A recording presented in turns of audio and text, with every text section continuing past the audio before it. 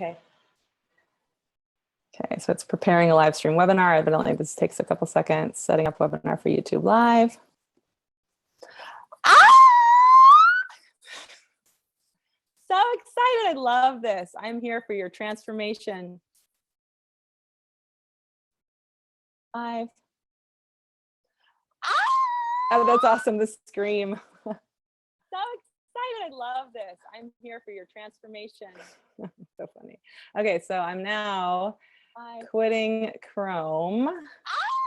Oh, that's awesome. The scream. So excited. And I am now live on YouTube. All right, so now I'm going to hit broadcast. Actually, no, I need to start recording. Record to the cloud. I love technology. It's so fun. And now I'm going to hit broadcast.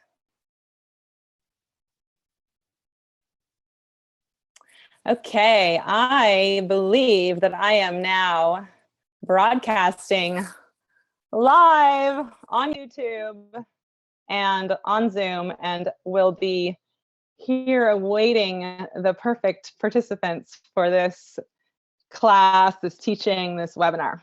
So the point of this webinar is, can you guys see me?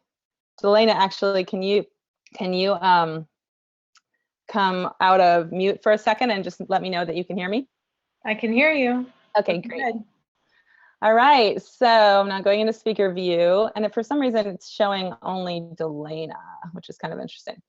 But it doesn't matter that much, because what's happening now is I'm going to start sharing slides. Okay, so I'm going to hop on into my PowerPoint and begin this webinar now. But just so you know, hi, I'm Kelly Blazer, and I'm delighted to get to do this work.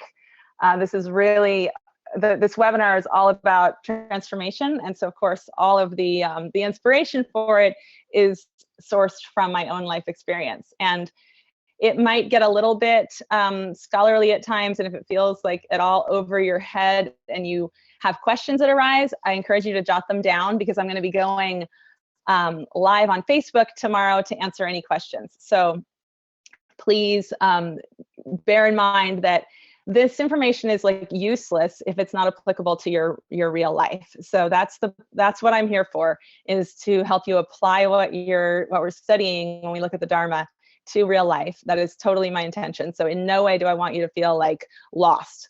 Jot down your questions, and then we can address them tomorrow on Facebook Live. Okay, and you can also write into the chat.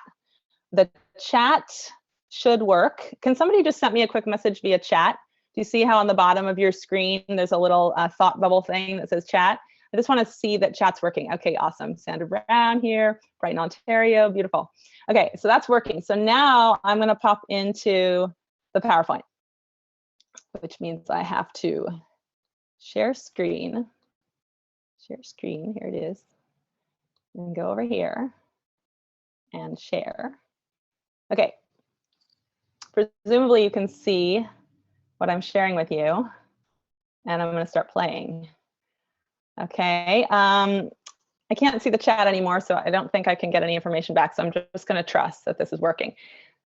So this is our title slide. Obviously, the title of this webinar is The Path Home, a compendium of yogic teachings about symbiosis, releasing suffering, and living in connectedness.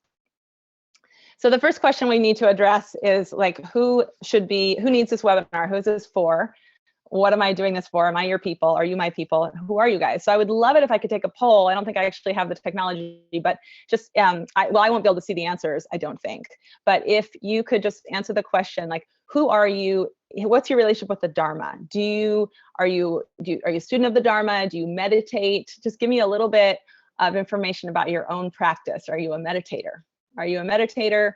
Do you follow the Dharma? And if you do follow the Dharma, what's your practice? Okay, so that I can learn a little bit about you. Even if I don't see it right now, it'll be great information for me for tomorrow. And I think, just to answer the question, who needs this webinar, it doesn't matter if you meditate or study the Dharma or have any experience of any of this. My experience of the Dharma is that it's useful for all human beings, and because we have in common this sometimes called stupid human trick of creating our own suffering, kind of getting confused about who we are and what our mission here on the planet is. So this is really about funneling us back into our deepest self. That's why we call it the path home, kind of bringing us back to the path that leads us to our ultimate freedom, which is just to say, like, being in our deepest nature. Okay, so fact number one, and just think about whether or not you agree with these facts. Humans don't particularly dig suffering. Fact number two, humans have the tendency to suffer, or at least to be dissatisfied in various ways. Some people don't like the term suffer, but to be dissatisfied in various ways. And then fact number three, and here's the rub, the source of all unnecessary suffering is egocentric karmic conditioning. So fact number three is pretty much what we're looking at. Like, that's the hypothesis, not so much a fact, it's more of a hypothesis that we're looking to explore. So just in yourself, think, is this true for you or is it not? And remember that from the Buddhist teachings, and this is a quote from Goenka, the highest authority is one's own experience of the truth. So there's no point in taking anything at face value. The Buddha was very clear about teaching that everything that you are taught, even if it came from the Buddha himself, like he taught this to his disciples in his lifetime, everything that he was delivering to his disciples, he encouraged them to check out against their own experience. So I'm asking you to engage in that same way as we go through this webinar. To ask yourself, is that true for me? And here's what we're going to be looking at. So how we get trapped in unnecessary suffering, how we can work together to heal. So specifically in the context of Sangha, but also in the context of our own intimate relationships and our families and our friendships. And then what some specific strategies are that will put us on the path home to our truest, deepest nature of peace, joy, and freedom. And I want to encourage you to stick around till the end for a free gift, because I've got a good one for you. So stay present. Focusing our attention can be as hard as climbing a mountain, okay? And I know that you know this is true, particularly in the digital age, where there's a real focus on like instant gratification and chasing shiny objects. And the temptation is great, especially when we're in this medium of digital media. And so it might take you a fair amount of effort just to maintain concentration. It might take a fair amount of discipline just to stay present with what we're talking about here. But notice that if you get sucked off, if you get like distracted or pulled off, it really is, it's a conditioned mind tendency to get sucked, to want to grasp at something outside of what's happening in the present. So you can think of the discipline that you're employing to just stay present during this webinar as it's a skill, it's a tool that we end up really needing in order to maintain a meditative practice, which is what this webinar is kind of hopefully going to funnel us all toward. But I also want to say, even though it seems difficult, like there's this teaching from Buddhism that awakening is akin to swimming upstream, and it seems like there's a real effort involved in swimming upstream. But in truth, there's actually a part of ourselves that has already been completely oriented toward awakening, and is in every moment oriented toward awakening, despite any effort that may appear to be necessary. So I just want to read this amazing haiku for you, or not haiku, amazing poem for you, from James Hackett. Deep within the stream, the huge fish lie motionless, facing the current. Okay, so when I was introduced to this poem, T.S. Little brought it into my life. Love T.S. Little. Namaste. Om. Thank you, T.S. Little.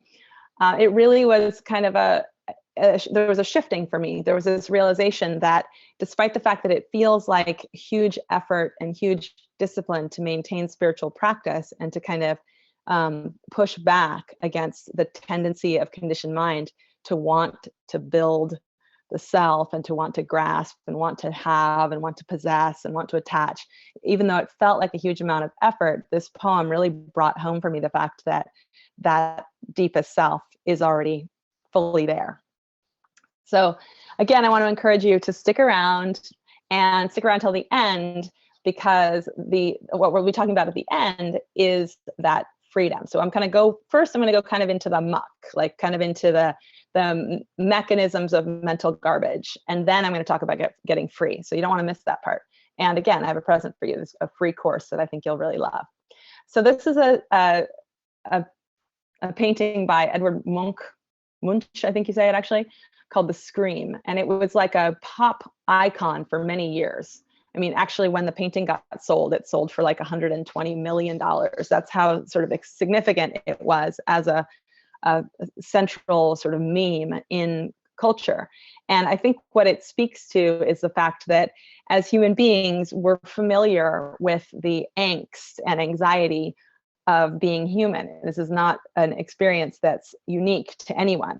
One of the ways that we really get caught is by thinking that our own unique form of suffering or experiencing anxiety or what have you, that it is like that unique form is worse than anyone else's. And one of the teachings that I love the most is this teaching that, in fact, like your particular brand of anxiety or suffering or angst or friction, the ways that your samskaras or your karmas appear in your life, those are actually precisely the ways that will bring you toward your awakening. So your experience is perfect. But the point of this is just to, again, bring your attention to the fact that what we're talking about is kind of human angst. So I want to introduce myself a little bit more deeply before we go in much more deeply, because you might be asking, like, who are you? I'm Kelly Blazer. Why are you discussing human suffering and how to address it? So I just want to say about myself, like, I'm a yoga teacher, and I've been a yoga teacher and a meditation teacher for about 20 years. In fact, almost precisely 20 years. And I'm also a marriage family therapist. But more than anything, I think that I'm just really curious. I like to go into the deep. That's, I think, what drew me to becoming a marriage family therapist. And I love the Dharma so much. I'm really curious about the Dharma and about like what the essence is of selfhood, the deepest self, and what the pathways are to recover a sense of total freedom and possibility in our lives. And it's because I adore these teachings so much that I do this work. And then a little bit about my like individual background is, so I used to, this is a picture of a kayaker on Lumsden Falls on Cherry Creek. And I used to be a whitewater kayaker. And basically as a whitewater kayaker, you learn to eat fear for breakfast. Like the gestalt of the experience is conquer fear, like learn to have a different relationship with fear. And I was really expanded by that. Like it really, in many ways, helped me to be able to manage, to not have pathways closed down because of fear, but to actually draw myself toward things that were scary. So I had a lot of practice at that. I was a serious whitewater kayaker for like 10 years. But what I then came to understand, especially because I was a yogi and a meditator and I wanted to become a yoga teacher, what I then came to understand is that actually it's human relationship that causes the kind of deepest resistances and the deepest fear within, at least for me. So the reason I'm telling you this, and the reason that I've chose like this slide to elucidate this, is that given my personal samskaras and background, karmas and family history, it was very, very difficult for me to transition into becoming a yoga teacher. Even though I'd been practicing for like 9 years, I suppose, 8 years when I started teaching, I had crazy nerves and crazy anxiety and all of this tension that came up for me when I was just trying to show up and offer what I felt was my like deepest possible offering. And luckily the Dharma kind of did its work on me, and the work that it did was to show me that all of my fear, all of my anxiety was basically just my conditioned, my conditioning really rearing its head and trying to, again, close doors, close down possibilities. So it was the practice of pushing back against that fear and that anxiety that allowed me to actually step into the role of the teacher, which I'm so grateful for. So grateful to get to hold that space. But literally, like, my anxiety and fear was so great at one point. I can remember riding up the hill to the Pacific Cultural Center in Santa Cruz, and I'm riding my bike. And I would literally think, please God, or please Ganesha or please Shiva or whatever, whoever is in charge of this grand play of the universe, please let there be an earthquake right now, because all I want is for the earth to open and for it to swallow me up so that I don't have to stand up in front of random strangers. It was really tricky for me to play that role. So anybody out there that feels like, you know, the Dharma doesn't apply to them because they have like particular kinds of suffering, like particular mental illness, particularly strong anxiety, deep depression, whatever it is that you have, I'm here to remind you that anything is possible with the Dharma. So, and the reason that anything is possible is because ultimately, like once we begin to orient to the world in a different way, then there's a possibility of peace. So this is just a picture of me meditating, or me actually not, sitting before a practice. And really what the piece is of the practice is a totally new relationship with self and other. Whereas anxiety is derived from the feeling of needing to get a particular response. You know, like the anxiety for me in trying to teach yoga was that people were not going to like me, or I wasn't going to be good enough. And that anxiety is all around like trying to protect the separate self. Whereas the transition is into not what am I going to get or prove or protect about the separate self, but what can I release here in order that I may be an offering. So that's what my kind of entry into practice was all about. And I thought that I had come to a great place of, you know, inner transformation. And I was all good. And then of course I met Gabriel, and I always think of this as like another big transition in my life, because as we all know, human relationship and family is the ultimate pressure cooker. So what, in my experience, even when you think that you're good, like you've done your practices and gone through great transformation and really learned to uncover yourself, there's a way in which intimate relationship shows you all of your unresolved mental garbage that you're still carrying and reveals to you your blind spots in a way that can be extraordinarily uncomfortable. But it's great because what it essentially does is it carries you inexorably toward your deepest healing by showing you precisely what needs to be kind of rubbed off, what needs to be polished off from the edges of the ego. So I'm very grateful for this little clan here that's taught me so much about myself. So we're talking about human connection, and this quote is just really precious to me from Wendell Berry. He says, "Healing is impossible in loneliness. It is the opposite of loneliness. Conviviality is healing. To be healed, we must come with all the creatures, with all the other creatures, to the feast of creation."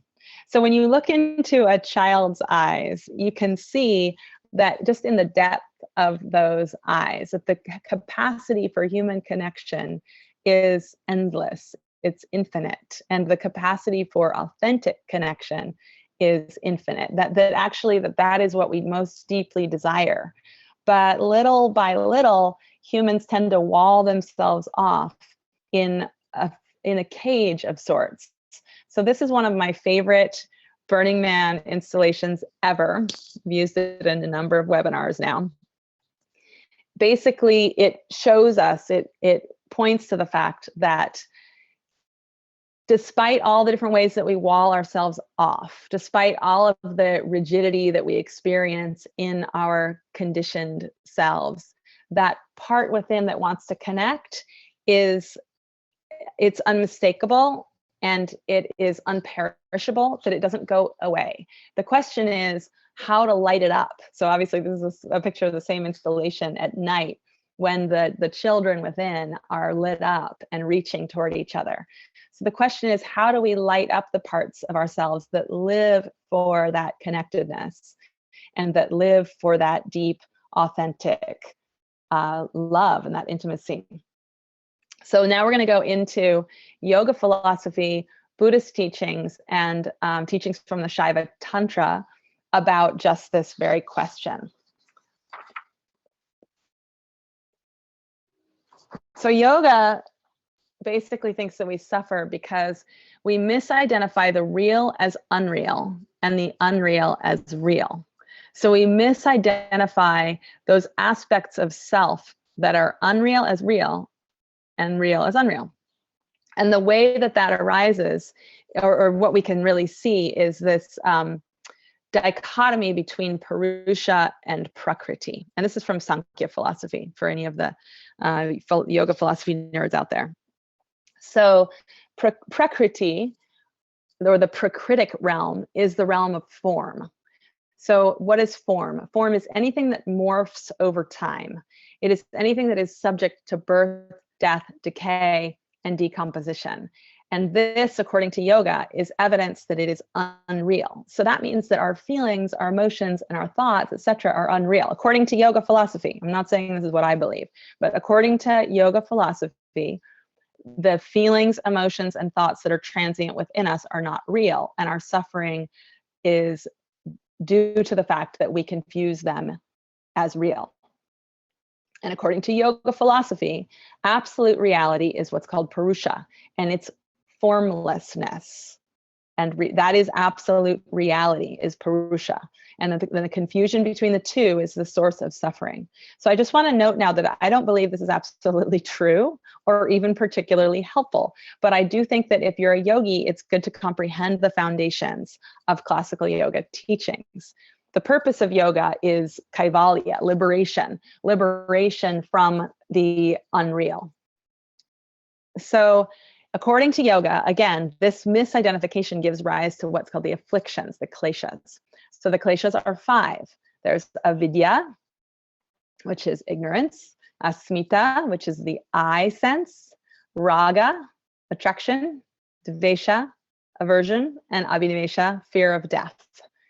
So all of the kleshas are rooted in the first one, avidya, which is this ignorance from which comes asmita, the I sense, the attachment to a separate self. Okay, so the root of the attachment to a separate self is ignorance. And because we're attached to a separate self, then when we're within that separate self, when we're oriented around that separate self, we have the typical human attraction and aversion. We have what we want and what we don't want. And we're happy when we get what we want. We're not happy when we get what we don't want. And then abhinivesha is fear of death, but really it's not death, it's ego death that we're most deeply afraid of, which again is because of asmita, the I sense, which is because of avidya. Now, Buddhism has a bit of a different spin. Well, not entirely different, but what Buddhism says, just more simply, is that the delusion of separate self and the attachment to it is the primary addiction and the root cause of desire, which is the cause of suffering. So there's a bit more focus on desire. So there's a lot of parallel and overlap in these two systems. Suffering in either is caused by the separate self. And the idea here is that the separate self kind of wants to suffer. The ego kind of wants to maintain suffering, and that suffering is a habit that we maintain in order to perpetuate the feeling of separateness. Because for all of its pain, there's also a sense of solidity that comes in separateness when you're speaking from the perspective of conditioned mind. There's a feeling of being more grounded, more solid. That's why in Buddhism, they'll talk about positive groundlessness.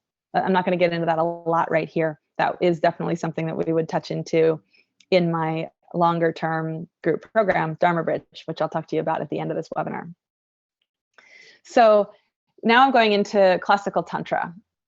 And so classical Tantra basically believes that we suffer because we don't know where center is. So classical Tantra is a deeply non-dual tradition. I just want to read this quote from Christopher Wallace because he's an incredible scholar. And this is from his book, Tantra Illuminated. The unbounded light of consciousness contracts into finite embodied loci of awareness out of its own free will. When those finite subjects then identify with the limited and circumscribed cognitions and circumstances that make up this phase of their existence, instead of identifying with the trans-individual overarching pulsation of pure awareness that is their true nature, they experience what they call suffering. Okay, so I know that quote might be a bit much. I really recommend that you read Tantra Illuminated. It's amazing, but let me just break this down a little bit. So the idea is that out of its own free will, this unbounded light of consciousness being the ground of all being, out of its own free will, there's a decision to contract into form, into these embodied loci of awareness. So loci of awareness is like me, like Kelly Blazer. I'm a loci of awareness. That's all I am. That's all you are. That's all you are, Delana. Hi, Delana. Delena's helping me. Love you so much. So when the light of consciousness out of its own free will determines that it's going to contract into a finite loci of awareness, there's nothing wrong with that. But when the subject identifies with the limited cognitions and circumstances that make up that phase of their existence, in other words, when that subject, like when I, Kelly, when I identify with my limited thinking and the limited conditions that make up this phase of my existence, instead of identifying with the wholeness that is true nature, awareness itself, which is my true nature, then I'm inevitably going to experience what's called suffering. Okay, so basically, classical Tantra thinks that we suffer due to not knowing our oneness and not knowing where center is and not remembering that we are free. So just to go a little bit deeper into this, and I've talked about this a bunch on a few prior webinars, so I'm not going to go into it super deeply, but I will tell you that your free gift that I'm going to give you at the end relates very much to this. So if you have interest in this topic, then I just encourage you to avail yourself of the course that I'm offering for free if you stick around till the end of the webinar. So classical Tantra believes that suffering arises because of the mulas. So the mulas are the taints or the impurities or the dust on the heart. The mulas are a limiting condition that hampers the free expression of spirit. Mula is that which conceals the true nature of divine consciousness. So there are three mulas. Anava mula, which is the feeling of being imperfect and separate from source. So any feeling of unworthiness, incompleteness, insecurity, and sadness, and this is usually really centered at the heart, that's anava mula. And in my experience, there's kind of a deep and pure sadness in anava mula. And pure is not the perfect term because obviously this is a taint. This is not pure being. But there's something in anava mula, even though it's the most insecure feeling of the mulas, when you're in anava mula, you're in a sense the closest to letting go and being in your deepest nature. I'll talk about that more at some point. It's too much for this webinar. Maya mula is the feeling of being separate from others and different from others. So Maya mula gives rise to a tendency to compare oneself to others, and that gives rise in turn to feelings of jealousy and anger. So that's more of a mental process, the process of comparing oneself to others and overthinking that and feeling jealous, feeling angry, feeling like not enough. It rises out of anava mula, but that's the expression that's called maya mula. And then karma mula is the tendency to act, like to take action in order to escape the pain of the prior two mulas and to attribute all your actions to the limited I consciousness of your own ego. So it gives rise to feelings of worry and fear in the body. And according to the Tantra, the mulas are natural. Like we do not have to fight them. We do not have to work on them in a sense. And we cannot cover them up. Like if we cover them up, they become almost impenetrable, really, really difficult to break through. So the more transparent we are, the more we become free. Whereas the more we defend the mulas, the more we're kind of layering on more and more boundaries and guardedness and shields and coverings. It becomes more and more difficult to ever break through. So compassion for others is born through our transparency, our willingness to see into our own mulas. That's the kind of the source of compassion for others. And opening up, like exposing the mulas, is the best way through. Sunshine is the best disinfectant in the context of, community where you are ultimately loved and safe, I would add, unless you're at a level of greater evolution, in which case you need to push your envelope a little bit. But especially if you're kind of earlier in this path and dealing with your own personal history, or if you have a trauma history, like as you open up and get real about the mullahs, it's advised that you do that in a context where you are safe enough, where you're not going to then have like a feeling of having been overly exposed and a reactive kind of contraction after the fact. Okay, so healing. And here's another quote from Christopher Wallace.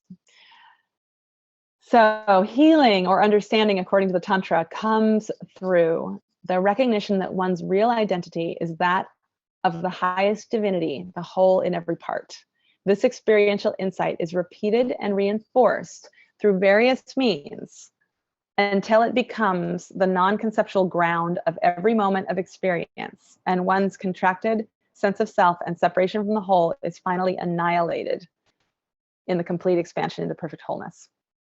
Okay, so I know, holy fairy dust, as Delana would say, but that's what we're looking for, is the opportunity to be totally annihilated, to have those coverings, the mullahs, get totally annihilated. So let me again just break this down. Suffering is the machine that powers separateness. Misidentification with the separate self is the machine that powers suffering. So chicken or egg. So when you see it arising, return to the self that has always been swimming gently upstream facing the current. And there are lots of mechanisms, lots of practices to do that we can't get into right now.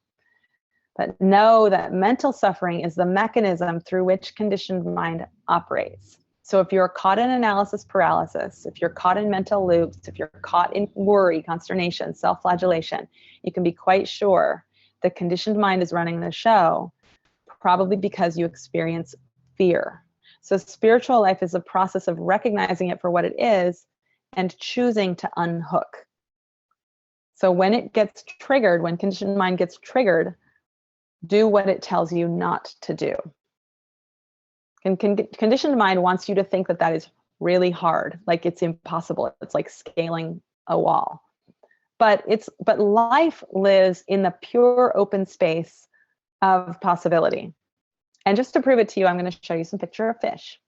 So remember that you are part of nature, and look at these pictures of fish. Nature can do whatever it wants. Nature can do crazy stuff. Remember what nature is capable of. Nature made you. You are nature. There's no divide between this deep creative capacity of nature and yourself.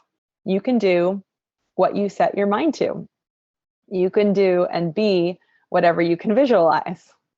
So this brings us to the discussion of Maya, because Maya convinces us. Maya is usually translated as illusion. Maya, by the way, has nothing to do with mullah, even though the words are quite similar. Maya is translated as illusion, and Maya presents to us this illusion of the world of form and a tendency to see the same form objects over and over and over again, like a tendency to be closed down to change and to be more comfortable with the same set of this world of form that we are conditioned to accepting from yesterday. So kind of recreating our same circumstances, expecting that it's somehow going to be better. So that's what Maya is. It's this illusory realm. So according to Advaita Vedanta, everything in this arena of the material world, or I guess you could call it also the prakritic, like from the yoga perspective, the prakritic realm, everything that's in the realm of that which can be changed, everything that is in the prakritic realm is Maya. It's all an illusion. It's all been concocted by conditioned mind. And the crux move of spiritual practice is to let go and realize that all is one. So the Tantra has a kind of neat spin on this, because according to Shaiva Tantra, Maya actually comes from the root to measure. So Maya is form. It is that which can be measured. It is the arena of form, individuation, and differentiation.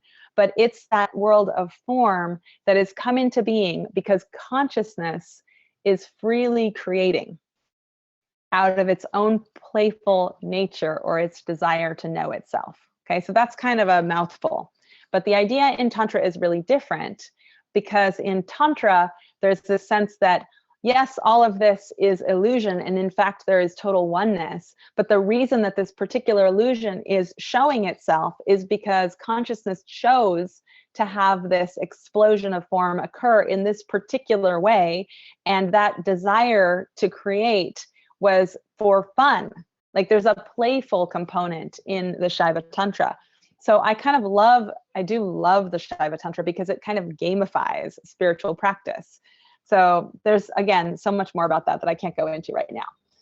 If you're interested, then you should consider sticking around with me for a little while.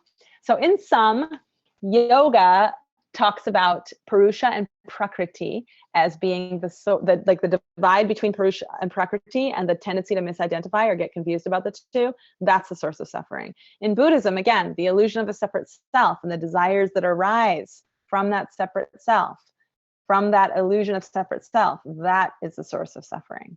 And from Shaiva Tantra's perspective, the tendency to lose track of center and identify with ego rather than with the whole, and to forget that we are forgetting the non-dual nature of being and the wholeness and divinity of one's being, is part of the game. Let me read that again.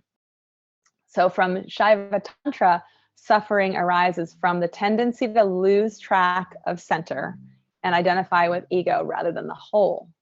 Suffering also arises from the tendency to forget that forgetting the non-dual nature of being and wholeness and divinity of one's being is part of the game, right? So the sentence is not perfectly constructed, but the idea here is that the concealment, the forgetting itself, is part of the game.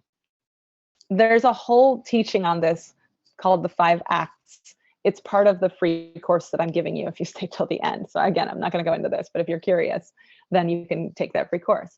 So the take-home message of all of this is, when you recognize that you're having thoughts that create separateness, turn your attention back to your body and back to your breath, and reconnect to that huge fish. Be the huge fish. Be that big fish that is facing the current, swimming upstream without great effort. And in shifting your attention, you're free. So Sherry Huber said, the quality of your experience is determined by the focus of your attention. The quality of your experience is determined by the focus of your attention. There's so many potential objects to focus your attention on. The quality of your experience is determined by your capacity to shift the focus of your attention. So this is why we meditate, in order to learn and to get more familiar with and to understand the ways in which we are habituated to turn our attention in a particular direction without noticing. So I love this picture because it reminds me of this story of a monk who's sitting under a tree outside of a temple, and he's meditating. And he's in this, according to the story, he reaches this transcendent moment of oneness consciousness, like a sense of being connected inextricably into wholeness. So he reaches samadhi, he's totally free. And then another monk comes ambling out of the temple and sees this monk meditating underneath the tree. And the monk that's meditating underneath the tree is evidently like eyes wide open, gazing at the tree. And they then become aware of each other and they catch eyes. And the monk that's been gazing at the tree says to the monk who has just exited the temple, they call that a tree. And that's the end of the story. But the implication is, they call that a tree. That piece of essence nature, because the tree is as much a part of essence nature as any one of us is so much more than its name. It's so much more than Maya, that which can be measured. It's so much more than the label that we've placed upon it. So the teaching is to recognize that we have a tendency in our human consciousness to be very economical in our thinking and very economical in our attention, and to rely upon labels or ideas about what we think things mean, rather than really being curious about what things really are. So we see this happen in the context of our relationships all the time. Like we see our partner do the thing that they always do. And instead of meeting that moment fresh, we have a tendency to just rely upon the story about what it means that they do that. And then the story that we hold that is in regards to what's possible in that relationship. Okay, so in our practice of meditation, we learn to kind of soften our solid framework of self and other so that we can relax into interconnectedness, into that kind of, big fish experience. So conditioned mind can't fix conditioned mind. This is another reason that we have to meditate, or that we get to meditate. Not that we have to. You don't have to do anything. You can do whatever you want. But know that conditioned mind can't fix conditioned mind. This practice of paying attention, of noticing ego, trains us to make an important movement out of conditioned mind and into awareness. So just as the eyes cannot see themselves, conditioned mind cannot see itself. To see conditioned mind, our attention has to be on awareness itself. Okay, so we begin to orient towards self as awareness, or perceive self as awareness rather than the objects that awareness is aware of. Okay, so now I want to talk a little bit about symbiosis. Oh no, I can't read that because there's a whole little panel over it. Oh, there we go. Okay, so symbiosis, living in the remembrance of interdependence, mutualism, connectedness, and grace. So symbiosis obviously is like, that little, it's a clownfish, right? That little Nemo fish has a symbiotic relationship with that coral. It can disguise itself. And in my experience, I strongly believe that in our human relationships, there's huge possibility to live in this symbiosis. And it's particularly like the potential for transformation is particularly intense at the moment that we feel the most shut down. It's super paradoxical. The moment that we feel most triggered, that we feel most kind of thrust back onto our own conditioned mind stuff, the moment that we feel most afraid and are most aware of the fact that we feel that way, that's actually the moment that we have the most capacity to shift ourselves if we have the practice of going back inside, getting resourced, tapping back into metta, loving kindness, and then coming back out so that we can see more. So that is what I call spiritual mutualism. Uh-oh, here we go. I couldn't get it to advance for a second. So spiritual mutualism is the process by which we reframe the ways that other people annoy us as possibilities for growth rather than problems. Hold on a second. I think I had some notes about that. No, that's okay. So hopefully that's clear. It's basically like, instead of, oh God, I have to deal with this friction again between myself and my partner, the approach is rather, I get to do this and I get to evolve in the space of this. It's just a total game changer. So spiritual mutualism is also, this is a little bit of a tricky concept, but it's this remembrance of everything that is arising with the appearance of independence is appearing that way due to the grace that conceals. So again, I feel like this is something that's easily lost if you haven't studied a little bit of Tantra, and particularly this idea of the 5 acts of Shiva. There's this idea that we get caught in form because consciousness delights in this game of hide and seek. So consciousness hides oneness so that we can get pulled into form, so that we can figure out the riddle, so that we can seek. So it's all, that's what I mean by that the Tantra gamifies spiritual practice. So whenever anything is arising with the appearance of independence, or form, it's arising that way, it's appearing that way due to the grace that conceals. So it's all happening within the envelope of grace. And life is a riddle that we tell ourselves. So what's the path home? How do we release suffering and walk toward freedom? We're going to go into solutions here. So first of all, the path home is commit, no exit. Commit to transformation above all other pursuits. Commit to the return to center. This commitment is the most critical. That's why it's number one. Commit to transformation above all other pursuits. Commit to the return to center. And then from there, everything is possible.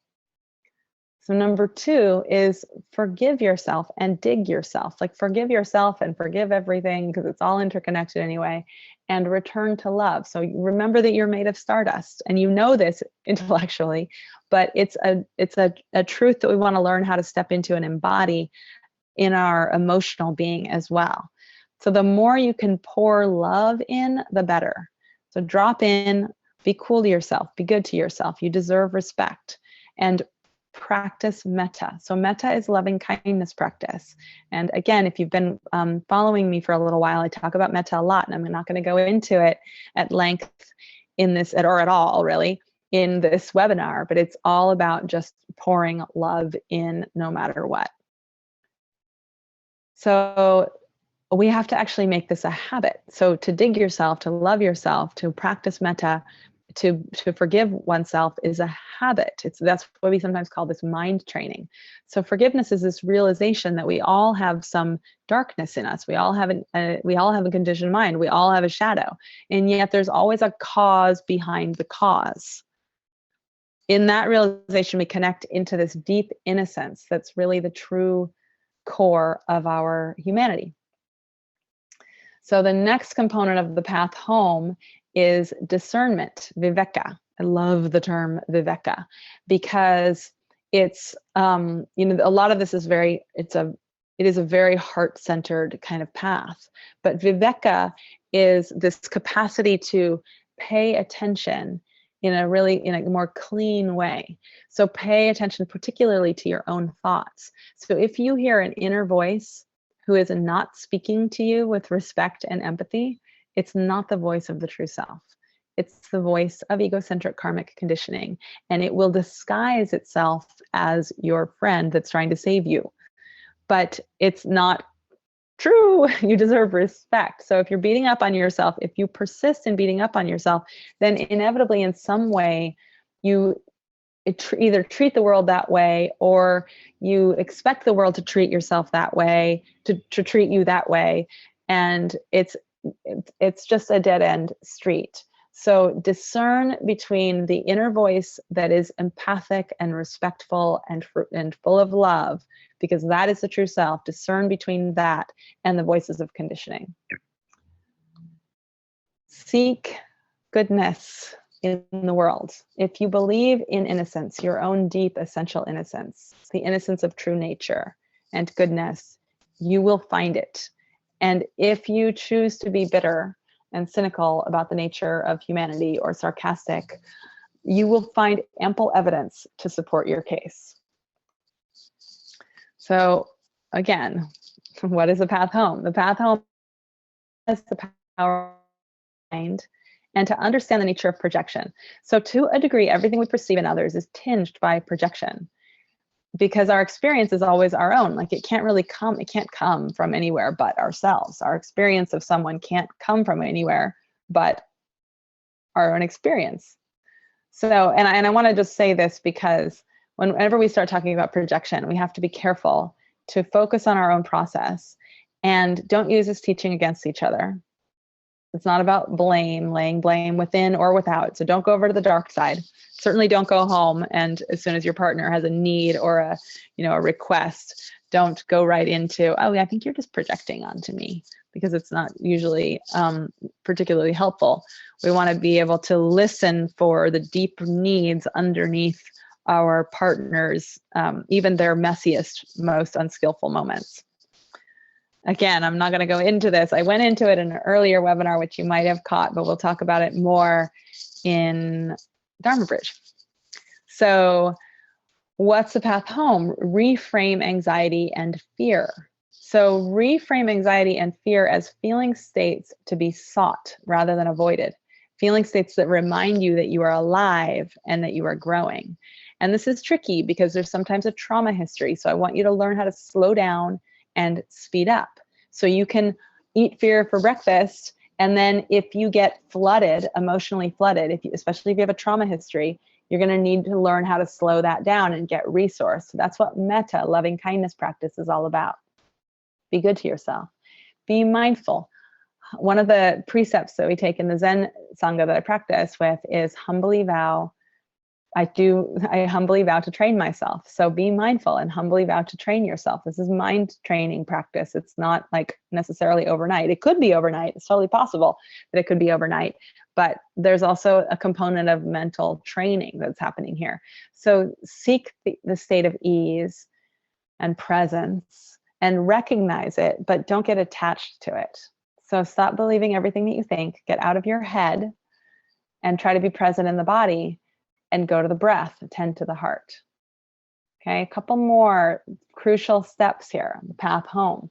Build the muscle of willingness. So your willingness to be compassionate with yourself through the difficulties and deal kindly with the energies that arise within you is the engine of transformation. So this is very akin to, you know, the second one, like dig yourself, be good to yourself. Practice metta, loving kindness, but also know that it's sometimes not going to be comfortable. So see if you can kind of push the edge a little bit, and it'll burn a little bit. That's why they call it tapas. Tapas is spiritual austerity. There's an intensity in this path as well. The only alternative to willingness is to kind of continually try to rearrange the world so that you're comfortable. And in the end, that's really tiring and will make you bitter. One of the things that Sherry Huber has said that I love more than anything is don't waste time looking for an easier world, because it is a waste of time. As she says, it actually, like the famous saying is, what you resist persists. The more you are kind of pushing back against the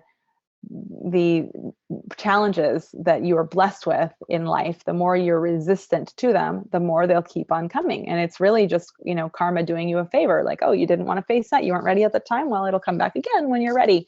It'll keep coming back again until you're ready. So anytime you can recognize, oh, I've seen that before. That wasn't that comfortable for me the last time. Maybe I didn't deal with that skillfully the last time. Here it is again. I get to see this again. And sometimes a certain lesson will come flipped on its head.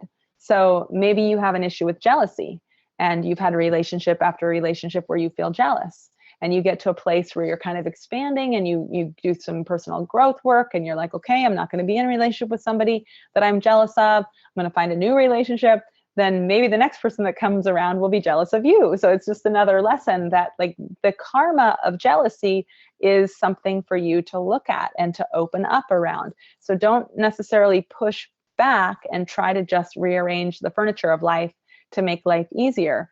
Notice what's coming up in your field. Notice what is emerging, because at some level we are, it's not that we're to blame, and I don't even want to say that we are the source of it, but what I want to say is the experience that we're having of it is derived only from the self. So that's where the work is to be done.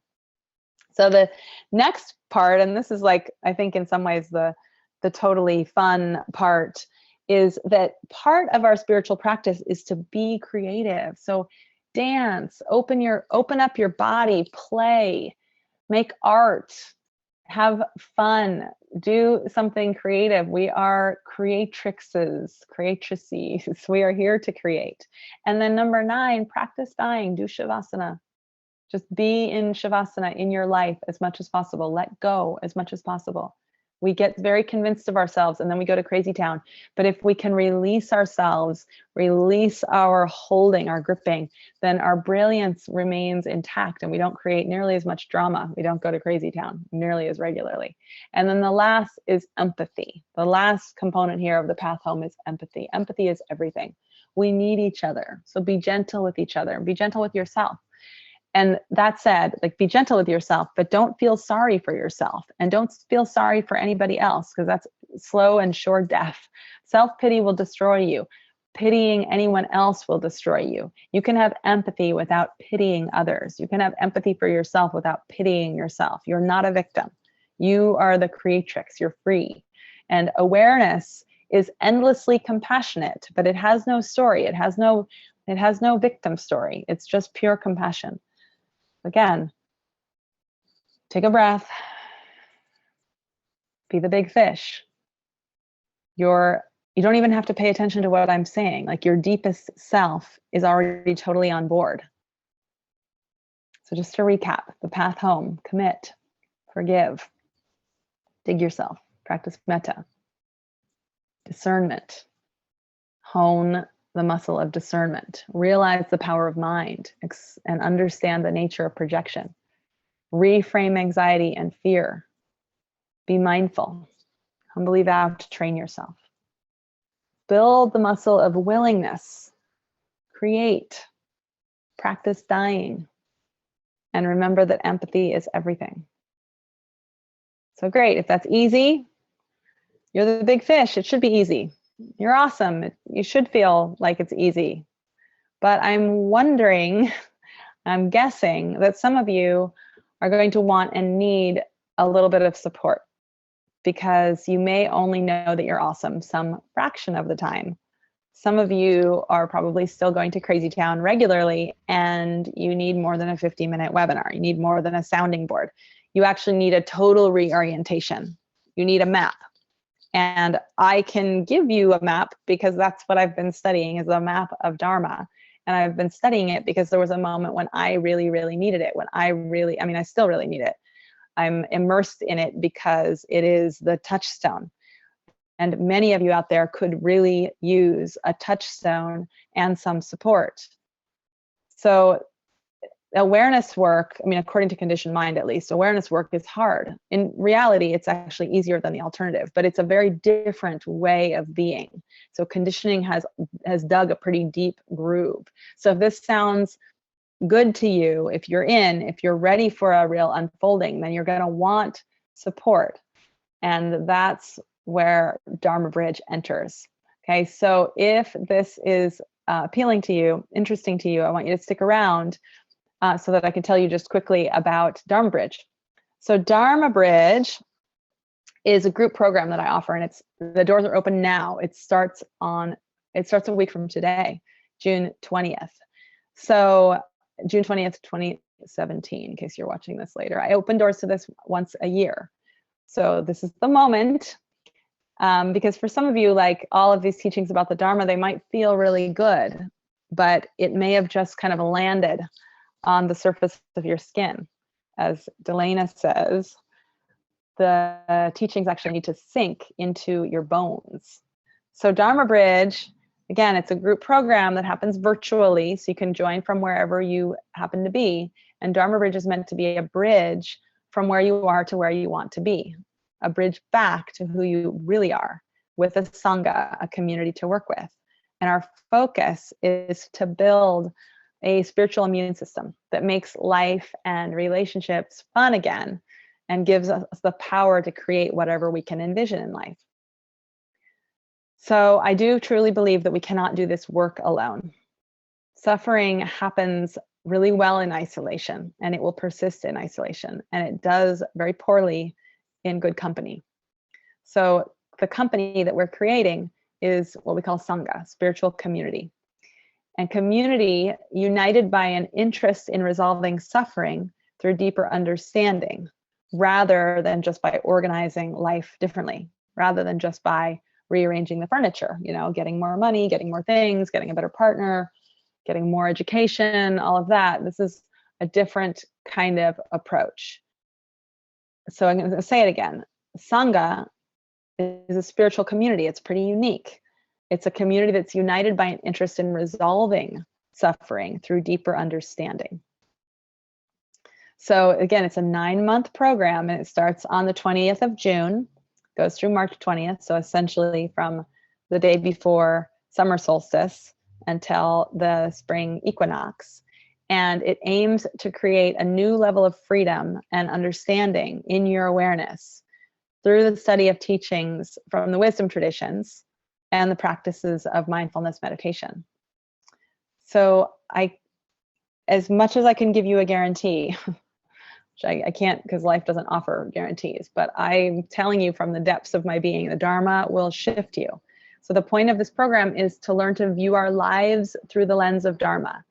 So we'll focus on cultivating mindfulness, compassion, empathy, equanimity, and connectedness.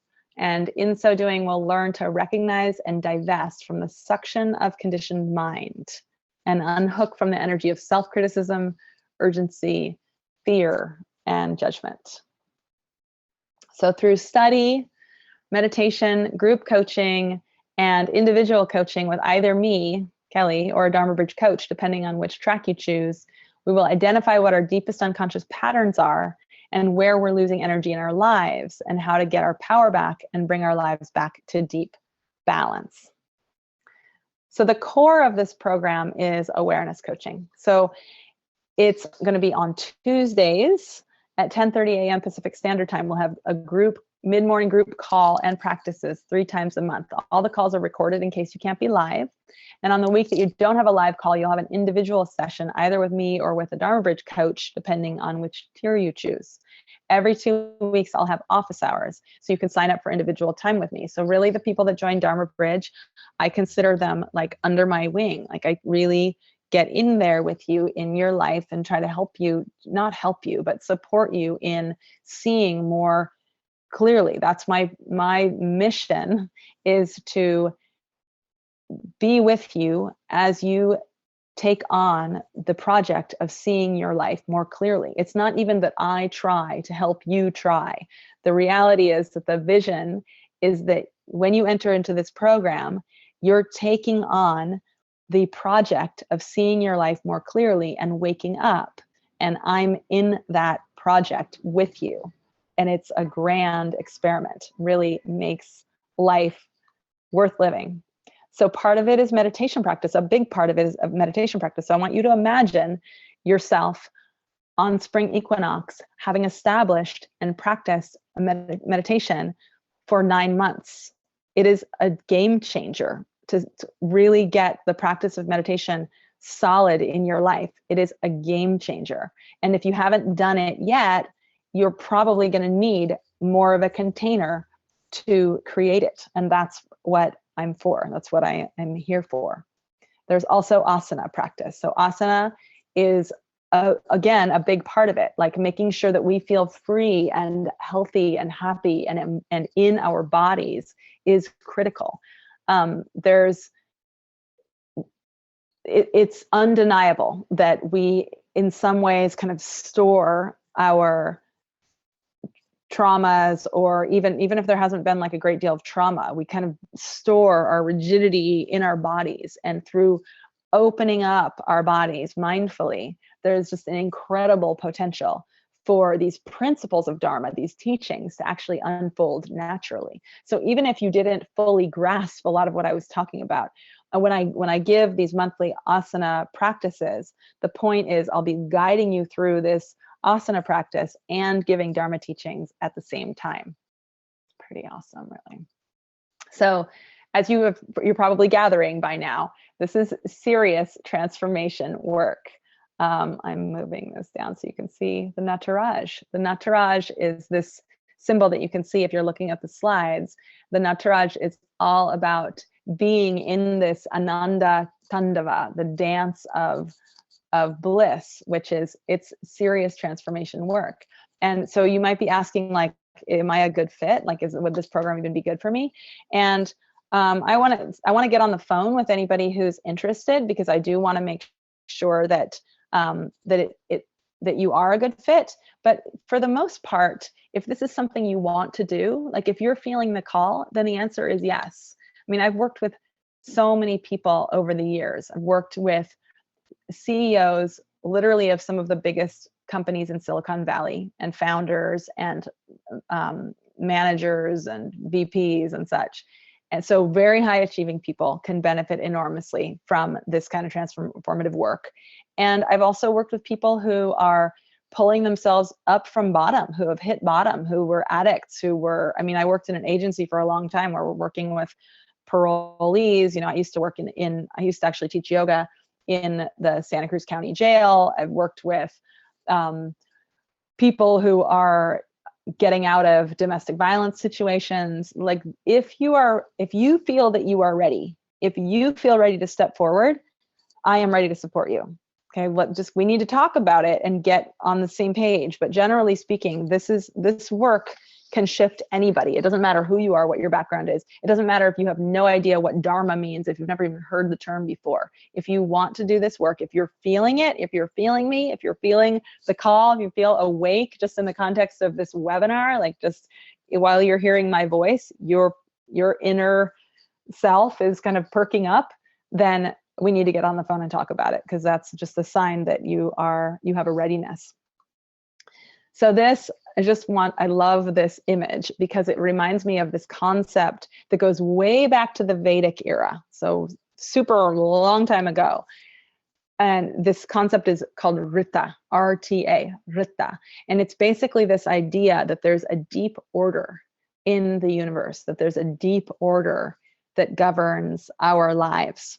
So if you have a sense that your life is chaotic, things are out of control, you can't really see even where center is, you feel lost, Dharma is the possibility of coming back to center, feeling into the deep order, and living life on purpose. So the practices are designed to bring us back into the spaciousness at center. Look at how that stone is perfectly placed in the center of the circle. In that, it's called sukha, the spaciousness at center, the sweetness. By being in the center of our lives, rather than kind of getting thrown around by circumstances, ever-changing circumstances, we get to reclaim this deep sense of being source, being connected to deep order, and being spaciousness in our being, really letting go of even the obsessive identification with a separate self, as we discussed earlier. So again, if this is appealing to you, this really can change. This can be a total life changer if you step in with full willingness.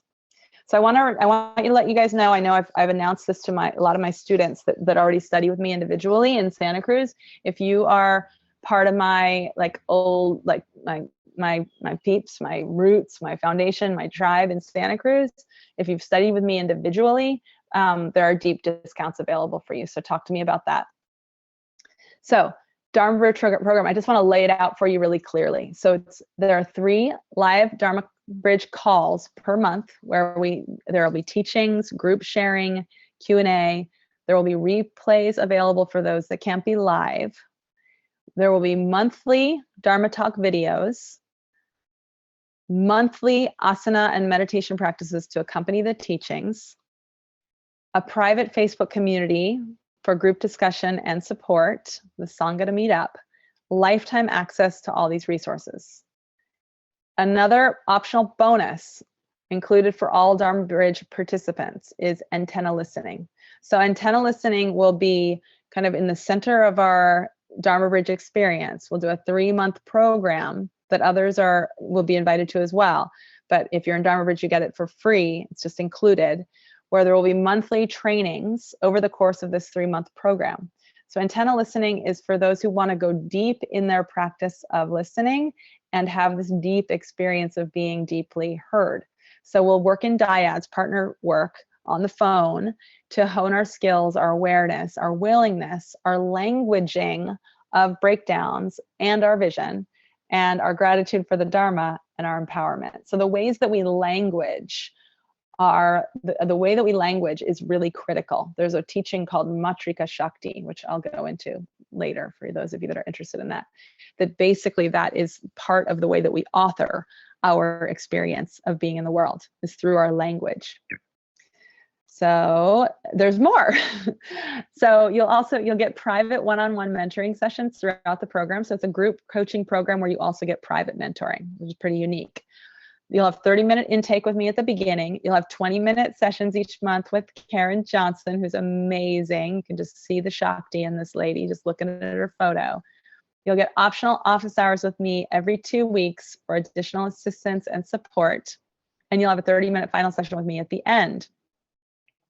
You can also upgrade to the Diamond plan, and you'll get a 45-minute one-on-one session with me every month. Additionally, you also have the option, if you're in the Diamond Plan, to add a family member for free, which is pretty groovy because the family that practices Dharma together stays together and loves more deeply. So your +1, your family member, gets access to all the live calls, all the course materials, and the Facebook group. And so again, this is kind of just the overall what you get. 3 live Dharma Talk group coaching calls per month, monthly Dharma Talk videos, monthly asana and meditation practices, private Facebook support group, an intake and final private sessions with me, monthly private mentoring with Karen, antenna listening, office hours, additional monthly mentoring with me if you choose that option, and you can add a family member for free also if you choose the diamond level. Okay, so, and what you're going to create in Dharma Bridge is even more exciting. So what you'll create in Dharma Bridge is a repertoire of deep understandings from the Dharma to help break through habitual conditioned responses and negotiate life's obstacles more gracefully. A steady, regular meditation practice that brings you back to center and to source. Knowledge of the transformational alchemy of yoga asana practice. So you'll be able to transform also your body, your asana practice through this program when you decide to take that on, when you find the willingness, which is what it is all about. And you'll build a strong community of friends and allies who support each other along the path. You can't do this alone. You'll create an understanding of your own patterns and how to shift them. And you'll develop relationship skills for listening deeply and openly while expressing yourself honestly with kindness. Unconditional positive self-regard, the final nugget, and peace. So if you're ready to dive in, I want to encourage you to go right over to the landing page and scroll down and save your spot. So the landing page is at somapsychotherapy.com/dharmabridge, or just go to somapsychotherapy.com and you can find Dharma Bridge in the tabs. Okay, if you forget that and you're wondering later, what was it? It's also yogawithkelly.com. If you go to yogawithkelly.com or kellyblazer.com, all of those URLs redirect to somapsychotherapy.com. Okay, and just look for Dharma Bridge and you can scroll down and you can save your spot. And then we need to have a conversation about it. So I want to encourage you to sign up for a call with me, there's also a sign up link on that page. So remember what we're doing here. We're creating Sangha. According to Thich Nhat Hanh, the Sangha is an island of peace. The Sangha is a community of resistance against violence, hate, and despair. And I want to let you know now the information on your free course. Those of you that have stuck around till the end here, yay, good for you.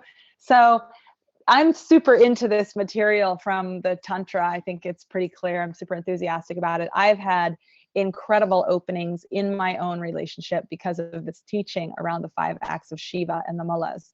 So if you go to dharmabridge.thinkific.com, which is on your screen there, dharmabridge.thinkific.com, and use this coupon code Tantric Way, you'll get this course for free.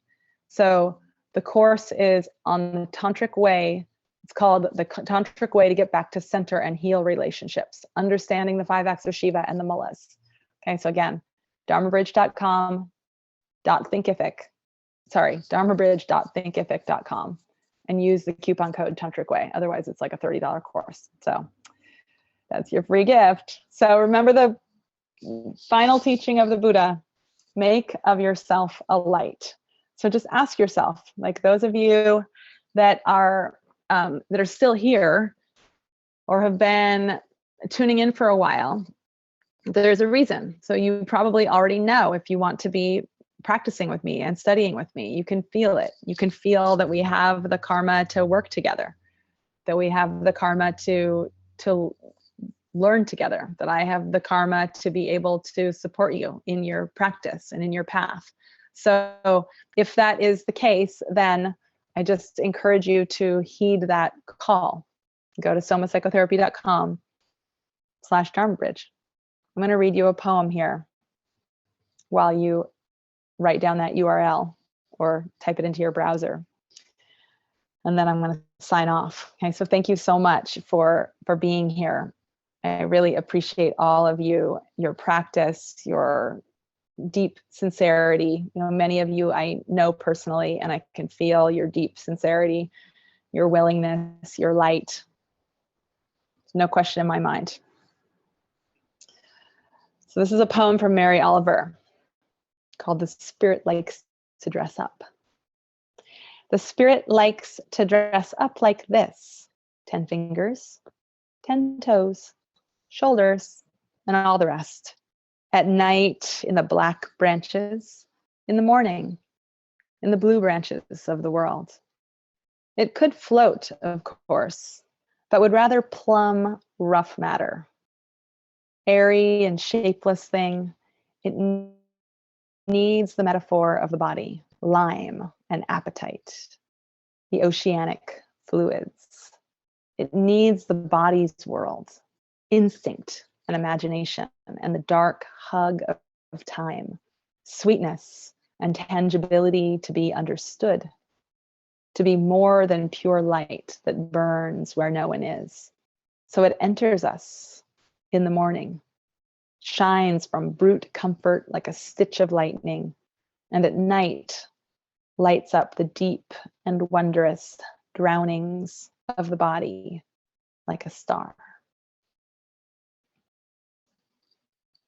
Thank you all, and namaste. Be well.